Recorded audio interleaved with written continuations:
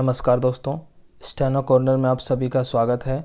आज हम लिखने जा रहे हैं 50 वर्ड पर मिनट की स्पीड। अगर आपकी स्पीड ज़्यादा है तो आप भी इसको सुलेख के तौर पर लिख सकते हैं। डिक्टेशन स्टार्ट होने वाली है कुछ ही सेकंड बाद। स्टार्ट। महोदय, पर्यावरण से तात्पर्य किसी एक व्यक्ति के परिवेश से नहीं, वरन व्यक्ति के, समाज के, राष्ट्र के और इस सारी पृथ्वी के ही परिवेश से है, जिसका प्रभाव व्यक्ति, समाज, राष्ट्र और सारे विश्व पर पड़ता है। पर्यावरण से तात्पर्य पेड़ पौधों, नदी पहाड़ या किसी तंत्र विशेष से नहीं, वरन उस समग्र वास्तविकता से है जिस पर मानव मात्र का अस्तित्व और उसका संपूर्ण आध्यात्मिक एवं भौतिक विकास निर्भर है। अस्तित्व केवल शारीरिक स्वास्थ्य ही नहीं, मानसिक भी। स्वस्थ शरीर में स्वस्थ मन ही अच्छे स्वास्थ्य की परिभाषा है। शारीरिक स्वास्थ्य हमारे आहार पर निर्भर है, जिसका स्रोत इस पृथ्वी का जल, थल, वायुमंडल है। मानसिक स्वास्थ्य भी प्रकारांतर से इन्हीं पर निर्भर है, क्योंकि जैसा खाए अन्न वैसा बने मन।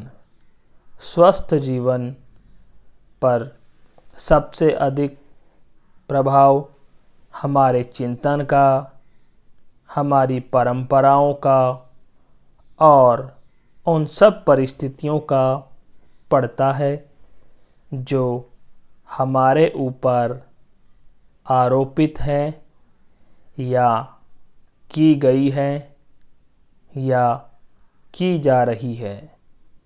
इसलिए पर्यावरण या परिवेश में जल, थल, वायु ही नहीं, बल्कि वे सारे घटक महत्वपूर्ण हैं, जिनका कुछ भी प्रभाव हमारे जीवन पर, हमारी क्रियाशीलता पर पड़ता है। जैसे हमारे विचार, हमारे आचरण और हमारी परंपराएं एवं संस्कृति आदि। सदा से मानव की आकांक्षा उन्नति और विकास की रही है। जगत का अर्थ ही है गतिमान और गति दोनों ओर संभव है। उन्नति की ओर भी और अवनति की ओर भी। पहली को हम प्रगति कहते हैं, दूसरी को अगति, विगति, अधोगति या दुर्गति कह सकते हैं। वास्तव में मनुष्य ऐसा जटिल प्राणी है जिसमें अनेक विरोधाभासी और असंगत प्रतीत होने वाली प्रवृत्तियाँ और प्रतिक्रियाएं होती है। वह कानून और व्यवस्था की मांग करता है, किंतु चलचित्र, दूरदर्शन आदि में स्वतः भड़की हिंसा या खेलों में युक्तिपूर्वक की गई हिंसा अथवा अनीति से मंत्रमुग्ध भी हो जाता है।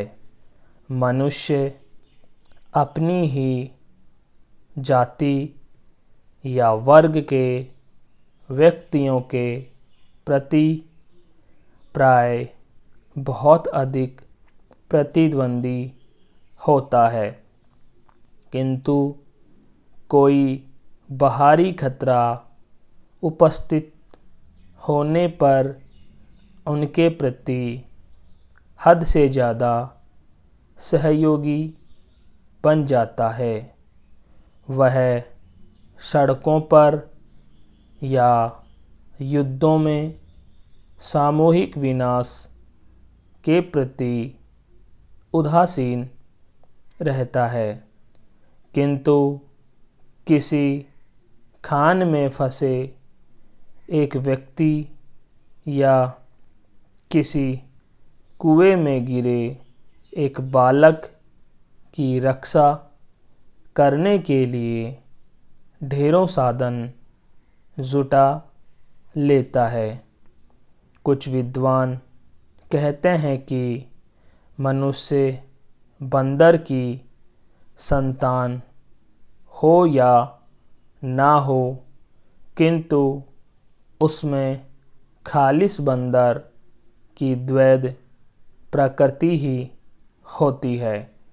उसमें शाकाहारी बंदरों की भांति वृक्षों में उछल कूद करने की प्रवृत्ति तो होती ही है, साथ ही ऐसे बंदरों की स्वाभाविक जिज्ञासा भी होती है, जो अत्यंत संगठित गिरोहों में रहते हैं और भांति भांति का मांस खाने में मज़ा लेते हैं। मनुष्य की ऐसी परस्पर विरोधी इच्छा आकांक्षाओं से निपटना असंभव होता है। फिर भी किसी प्रकार का संतुलित मध्यम मार्ग अपनाना अनिवार्य होता है। यही बुद्धिमानी का रास्ता है। विद्वानों ने मानव की मूलभूत आवश्यकताओं को 5 स्तरों में रखा है।